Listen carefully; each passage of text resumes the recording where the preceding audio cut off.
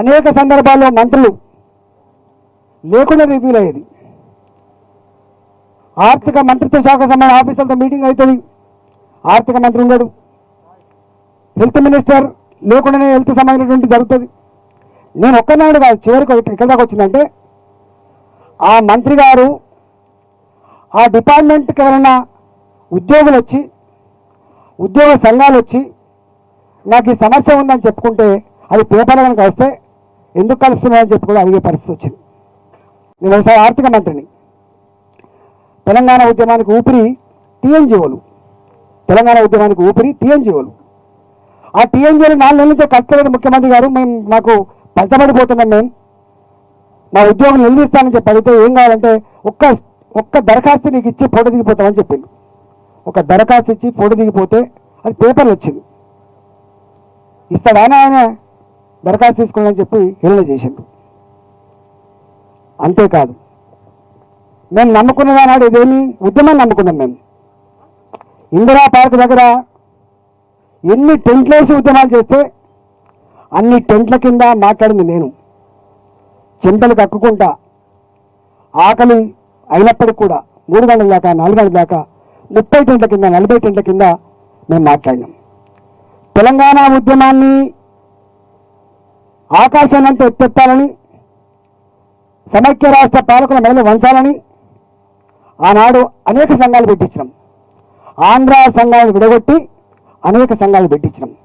అలా తెలంగాణ బొగ్గుగని కార్మిక సంఘం, ఆర్టీసీ కార్మిక సంఘం, ఎంప్లాయీస్ సంఘం, ఇట్లాంటి అనేక సంఘాలు పెట్టించినాం.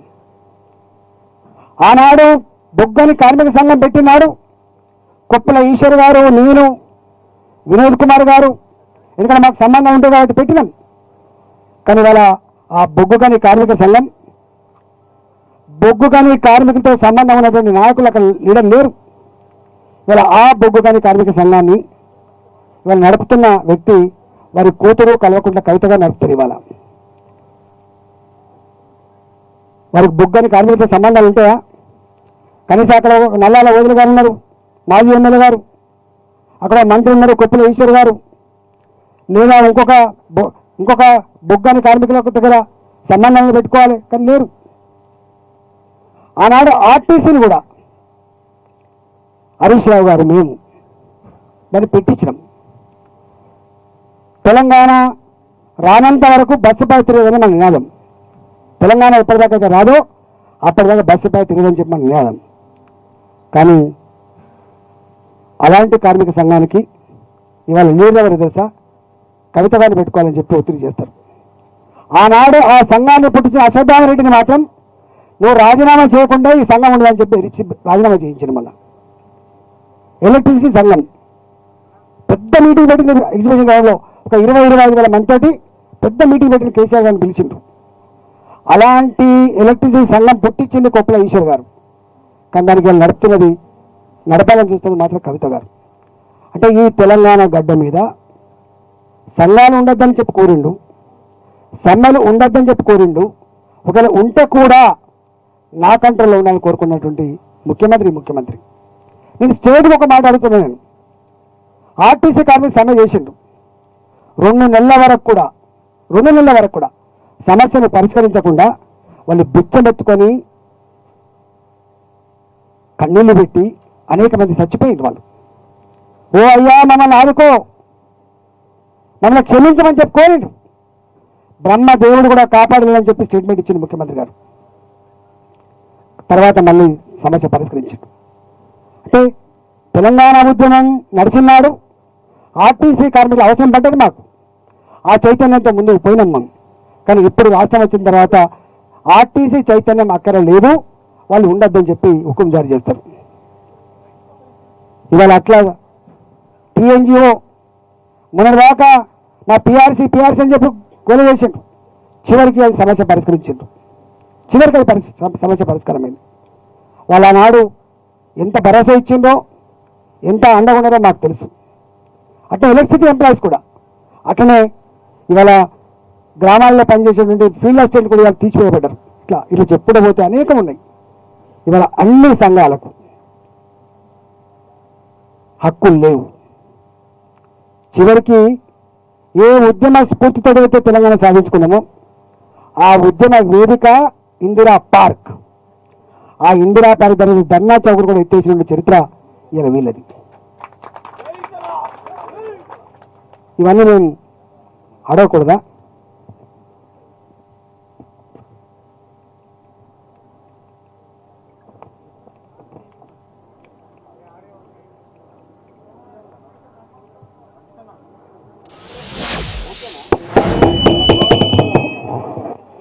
ఇవాళ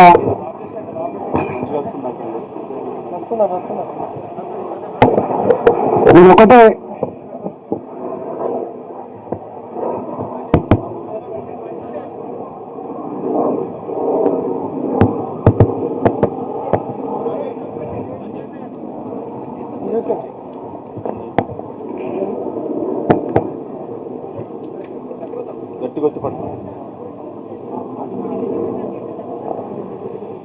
ఇవాళ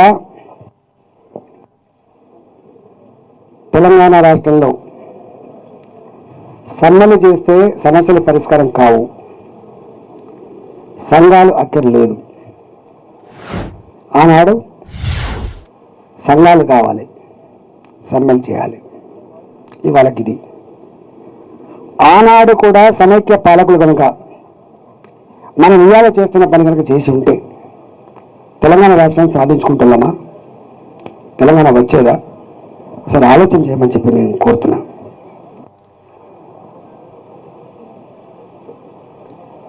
ఈ సమ్మె జరుగుతున్నప్పుడు నేను స్టేట్మెంట్ ఇచ్చిన, కార్మికుల హక్కు సమ్మె, ఉద్యోగుల హక్కు సమ్మె. ఎప్పుడో చికాగోలో పోరాటం చేసి రక్తతర్పణం చేసి సాధించుకున్న హక్కు అది. దాన్ని మనం పుట్టకముందే సంఘం ఉన్నది, పుట్టకముందే ఉద్యమాలు ఉన్నాయి, పుట్టకముందే చైతన్యం ఉందని చెప్పి నేను మాట్లాడినా.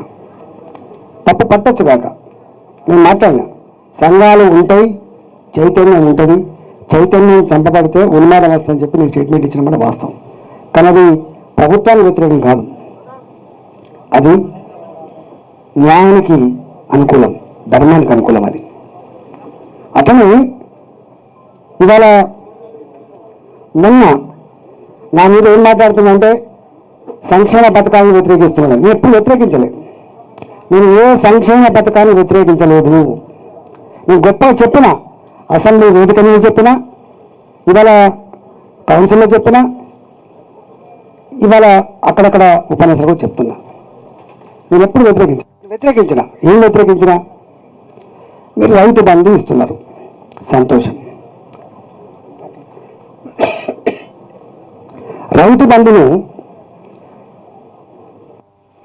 100 కోట్ల రూపాయలు ఇన్కమ్ ట్యాక్స్ కట్టేళ్ళకి ఇవ్వద్దన్నా నేను. ఇన్కమ్ ట్యాక్స్ కట్టేళ్ళకి ఇవ్వకండి. తప్ప ఇదేనా? రైతు బంధు స్కీమ్ వ్యతిరేకించలే. మీ 5,000 కాబట్టి చిన్నలకు 6,000 రూపాయలు బాధలేదు. కానీ రైతు బంధు పేదలకు ఇవ్వండి, ఉన్నలకి ఇవ్వకండి. వాళ్ళు వ్యవసాయం చేయరు. ఒక్కొక్కసారి కొన్ని ఇలా వినోద్ కుమార్ గారిని డిస్కస్ చేసాం, ఒక్కసారి కాదు 10 సార్లు డిస్కస్ చేసాం. 3% మంది వాళ్ళు 5% మంది మాట్లాడతలేను. కానీ దున్నని గుట్టలకు, దున్నని కంచెలకు కళ్ళ ముందే బెంజి కార్లు పోయి 2 లక్షలు, 3 లక్షలు, 10 లక్షలు తీసుకుంటే ఆ ఉన్న ఊర్ల ప్రజలకు కన్నీళ్ళు వస్తాయి. అయ్యో మళ్ళా మా దగ్గరకే వచ్చిన కదా పైసలు, పెద్దలకే వచ్చిన కదా పైసలు, భూముల వాళ్ళకు రాలేదని చెప్పి భావన ఉంటుంది. ఆ భూమి లేని వాళ్ళు దాన్ని చాలా సీరియస్గా ఫీల్ అవుతారని చెప్పి చెప్పిన మాట వాస్తవం. తప్ప అదేమన్నా? సర్పంచ్ గెలిచి 2 సంవత్సరాలు దాటిపోయింది, ఎంపీటీసీ గెలిచి 2 సంవత్సరాలు దాటిపోయింది. అసలు పెన్షన్లు భర్త చనిపోతాడు, భార్యకి ఎందుకు వస్తుంది. వయసు అప్పుడు లేనుకుండే ఒక నెల దాటితే వయసు వస్తుంది, వాళ్ళకి పెన్షన్ వస్తుంది. హ్యాండిక్యాప్ సర్టిఫికెట్లు తెచ్చుకుంటారు, పెన్షన్ తీసుకుంటారు.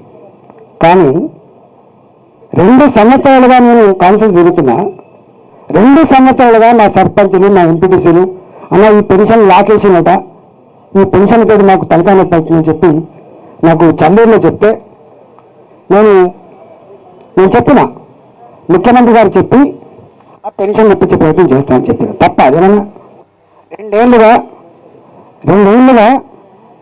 పెన్షన్లు వస్తున్నాయి కాబట్టి అక్కడున్న సర్పంచులు ఇంటికి ఇబ్బంది పడతాను కాబట్టి నా కళ్ళ ముందే చన్నూరులో ఒక మంచి జీవోత్సవాలు తీసుకొచ్చి నా కాళ్ళ పెట్టి గిట్లా ఉంటాయని చెప్పి అన్నప్పుడు మంత్రిగా చేస్తా అని చెప్పను నేను, మంత్రిని ఇప్పిస్తా అని చెప్పాను నేను. మంత్రిగా నేను ముఖ్యమంత్రి దృష్టికి తీసుకుపోతా అని చెప్పిన ఒక గది మా స్థితి. అంతకుముందు కూడా గవర్నమెంట్లో ఉన్నాం మేము. అంతకుముందు గ్రామాలకు మంత్రి పోతే ఇట్లాంటి సమస్యలను దృష్టి కట్టి అప్పటికప్పుడు ఎంఆర్ఓ గారు చెప్పి అప్పటికప్పుడు జిల్లా కలెక్టర్ గారు చెప్పి పెన్షన్ ఇప్పించే సిస్టమ్ ఉండే. కానీ ఇక్కడ మాత్రం నేను చెప్పిప్పిస్తాను తప్ప ఇప్పిస్తాను మాత్రం చెప్పలేదు. బియ్యం కార్డులు కుటుంబాలు ఏర్పడతా ఉంటాయి, పెళ్ళి అయితే కొత్త సంవత్సరం వస్తూనే ఉంటాయి. 2 సంవత్సరాల నుంచి బియ్యం కార్డు ఇవ్వలే. నేనన్నా అరే బియ్యం కార్డు 2 సంవత్సరాలు ఇస్తలేదు, ఇది ఎక్కడిదా అని చెప్తే ముఖ్యమంత్రి గారు చెప్పి ఈ బియ్యం కార్డు ఇప్పిస్తానని చెప్పిన నేను, చంద్రశేఖర్లో చెప్పిన నేను, ఇది కూడా చెప్పిన నేను. ఏమని అరే ఇవ్వలే తీయమన్నది. మీకు వడ్ల కొనుగోలు సెంటర్లు నేను ఇంతమంది చెప్పిన సభల తెలంగాణ రాష్ట్ర ప్రభుత్వం బంగారు తెలంగాణ సాధించాలంటే గ్రామాలు బాగుపడకుండా సాధ్యం కాదు. గ్రామాలలో నివసించే ప్రజలు కులంతో సంబంధం లేకుండా, మతంతో సంబంధం లేకుండా భూతాన్ని నమ్ముకొని బతుకుతారు వాళ్ళు.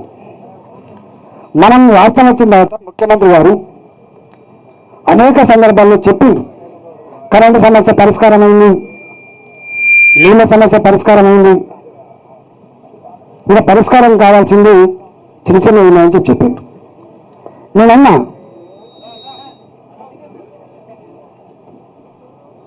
నేనేమన్నా ఆ సభలో కరెంట్ ఇచ్చి నీళ్ళు ఇచ్చి పంట పండించుకొని పంట కొనే స్తోమత రైస్ మిల్లులకు లేదు, ఇక్కడ ఇప్పటి రాదు కూడా. నేనేమన్నా ఐకేపీ సెంటర్లు ఉంటాయి, వడ్లు కొంటాయి తప్ప అని నేను చెప్పింది. ఆయన ఐకేపీ సెంటర్లు ఉంటాయి, వడ్లు కొంటాయి.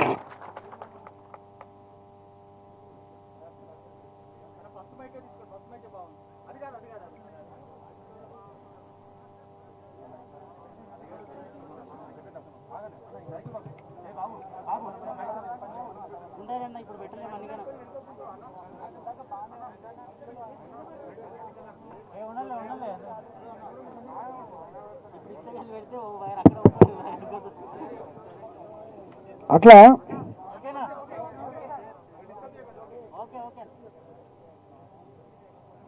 ఐకేపీ సెంటర్లు ఉంటాయి, వడ్లు కొంటాయి అని చెప్పిన నేను. ఇది తప్పేం కాదు కదా, గవర్నమెంట్ కన్నా వ్యతిరేకమైందా ఇది? మేము ఎప్పుడు కూడా పార్టీలో క్రమశిక్షణ కలిగిన సైనికుల్లాగా పెరిగినాం తప్ప ప్రభుత్వం తీసుకున్న నిర్ణయాలు కానీ ప్రభుత్వ పథకాలు కానీ గొప్పగా ప్రజల్లోకి తీసుకుపోయే ప్రయత్నం చేసినాం తప్ప ఎక్కడ కూడా దానికంటే భిన్నంగా ప్రవర్తన చేయలే.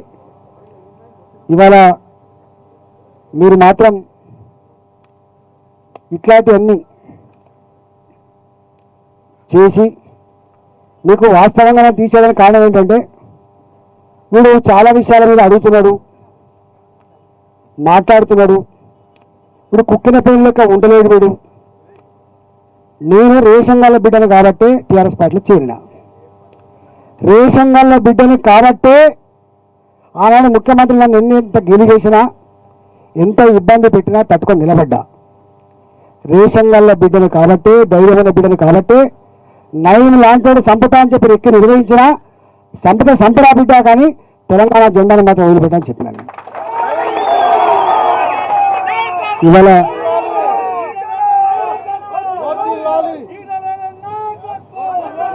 ఇవాళ మీరు ఒక్క మంత్రి పదవి ఇచ్చి నన్ను బానిసలేక బతకమంటే బతుకుతానని సాధ్యమవుతుందా?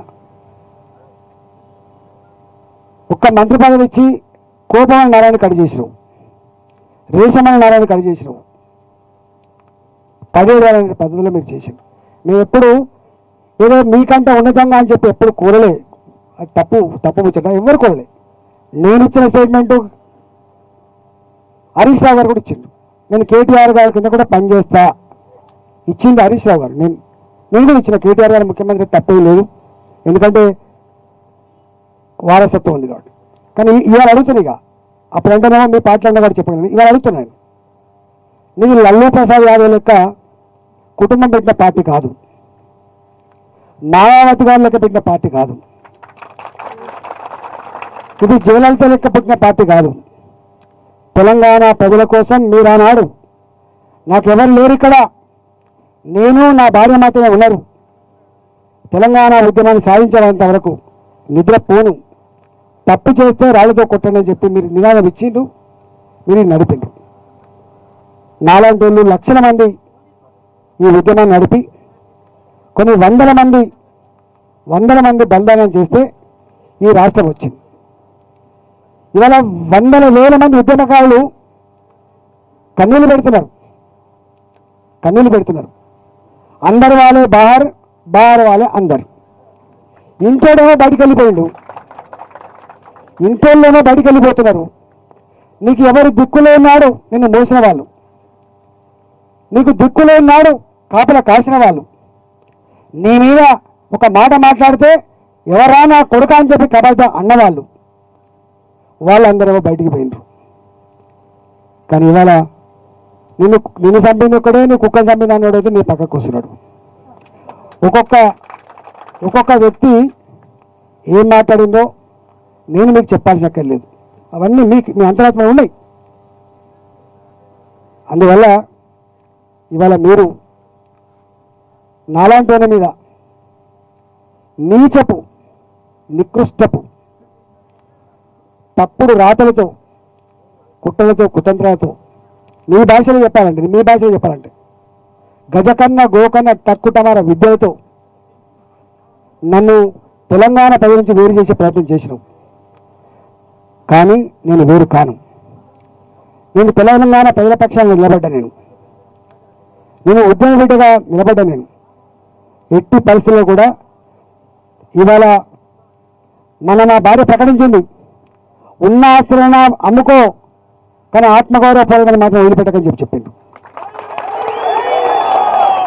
ఆనాడు మీ అంతరాత్మ కెరక బెయిలకు ఎట్టెట్టు డబ్బులు ఇచ్చినామో, పెళ్ళిళ్ళకి ఎట్టెట్టు చేసినామో అది పాట అనుకున్నాం. మేము అనుకోలే, ఉద్యోగంలో భాగం అనుకున్నాం. మీకు తెలియాల్సింది, మేము ఒక్కొక్క రోజు 4 జిల్లాలు తిరిగి 10 మీటింగ్లు అటెండ్ చేసి వచ్చిన బిడ్డలం. మేము కర్నూలు రోడ్ల మీద రక్తం చెందింది మాదే, పోలీసులు కొడితే రక్తం చెందింది మాదే, నారాయణార్ జైల్లో ఉన్నది మేమే, కరీంనగర్ జైల్లో ఉన్నది మేమే, మిలియన్ మార్చిలో ఉన్నది మేమే, సాగర్ ఆరంలో ఉన్నది మేమే, మానుకోట బ్లడ్లో ఉన్నది కూడా మేమే. గుర్తుపెట్టుకోండి. ఇవాళ మేము వట్టిగా ఏదో వీళ్ళు చెప్తున్నట్టుగా, ఇప్పుడు మా సహచరులు చెప్తున్నట్టుగా నీకు అన్ని ఇచ్చిన వట్టికి ఇవ్వలే. నాకు మస్క కొడితే ఇవ్వలేదు, కొనుక్కుంటే ఇవ్వలేదు, ఒళ్ళు వంచి చెమట వడిపి కొట్లాడితే తెచ్చుకున్న పదవి, ఆ పదవికి న్యాయం చేసిన వీటిగా ఎందుకు గుర్తుపెట్టుకోండి. అంతే తప్ప ఏదో నొప్పి కోసం ఏదో దయతోటి అడుక్కుంటే వచ్చేది కాయో పండో మాత్రమే, కొట్లాడితే వచ్చేది హక్కు మాత్రమే అని చెప్పేసి నేను హక్కులాగా భావించి కొట్టారు తప్ప ఇవి ఉండవు. కాబట్టి ఇవాళ నేను చివరివాడిని కూడా కాకపోవచ్చు. ఆల నరేంద్రను వడ్డీ చేసి పంపించిండు, విజయశాంతిని పంపించిండు, కోదండం పోయిండు. కానీ ఆల నరేంద్ర అయితే పాపం పాస్పోర్ట్ కేసు అని చెప్పి ఆరోపణ చేసి రేపు అరెస్ట్ చేస్తారు, ఎన్ని అరెస్ట్ చేస్తారంటే సత్యనారాయణ కూడా కేసు తెలియదు, అరెస్ట్ కాలేదు. అంటే గంత దౌర్భాగ్యం.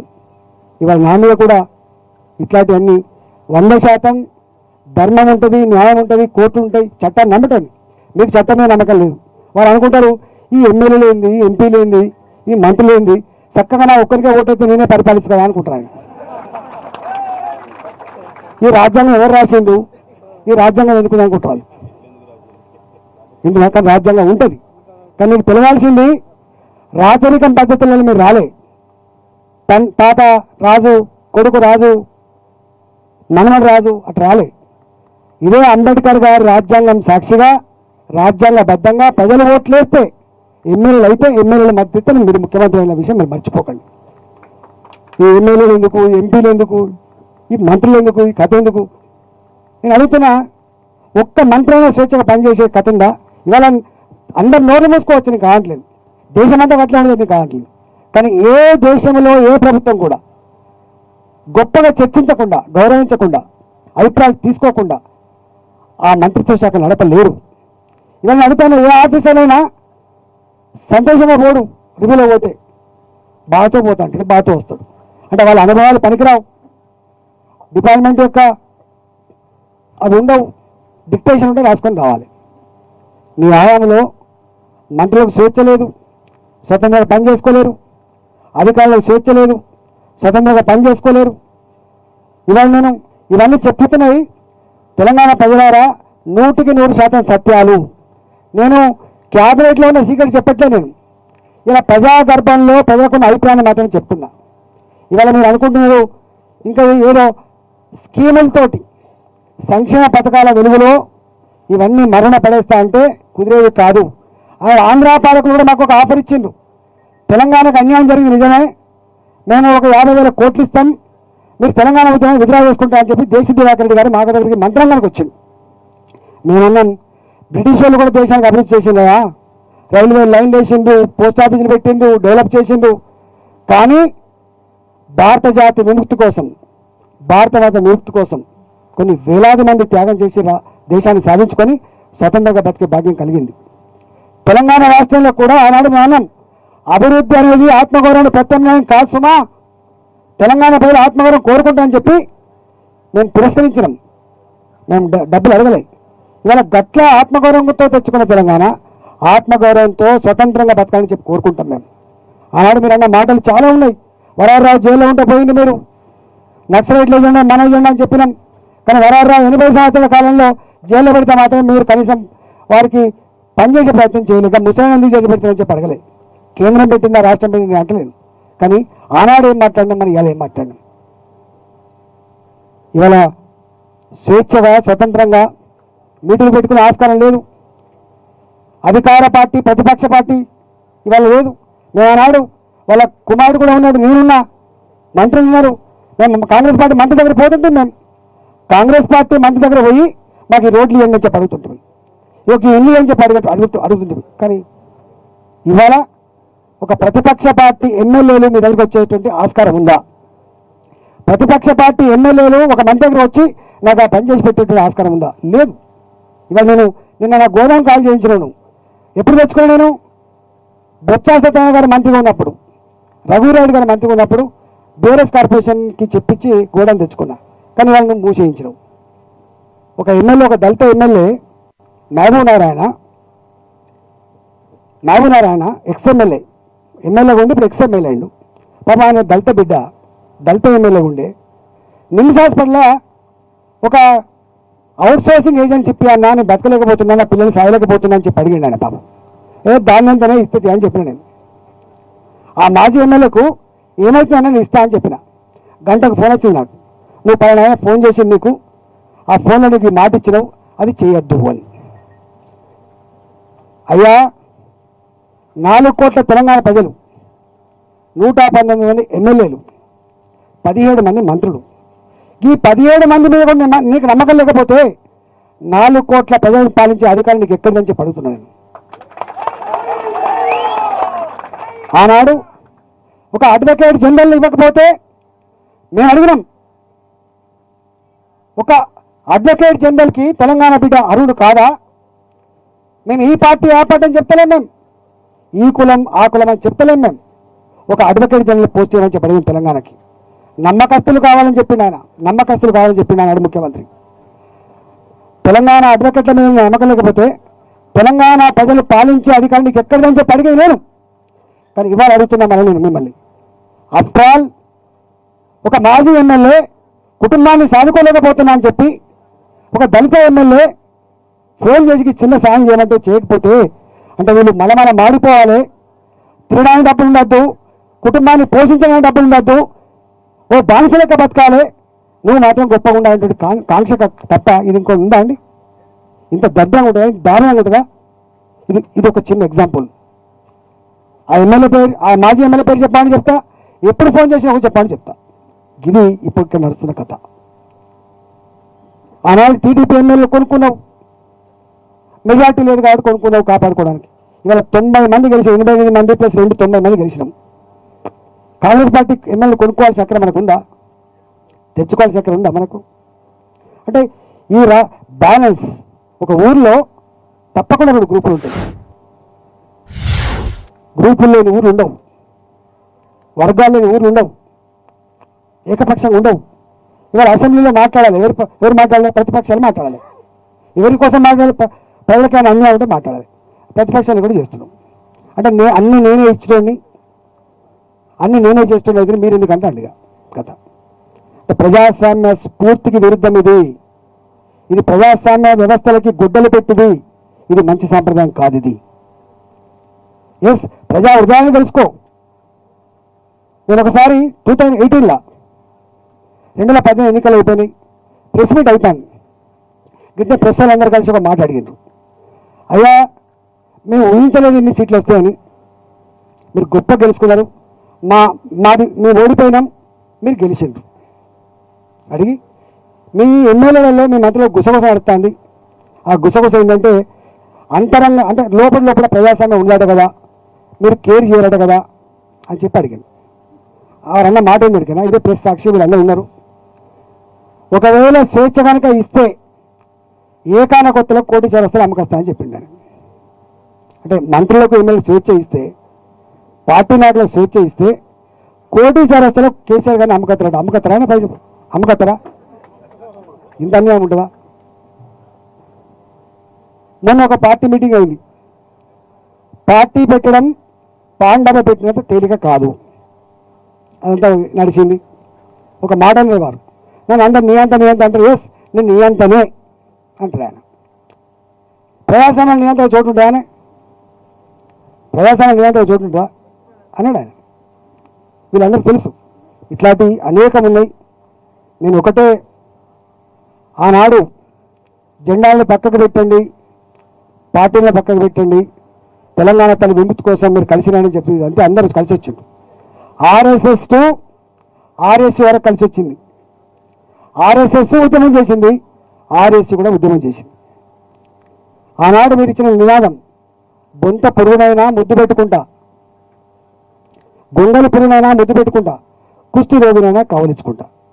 ఇవాళ తెలంగాణ సమాజం కూడా ఇవాళ అందరికందరూ పాత ఉద్యమకారులు,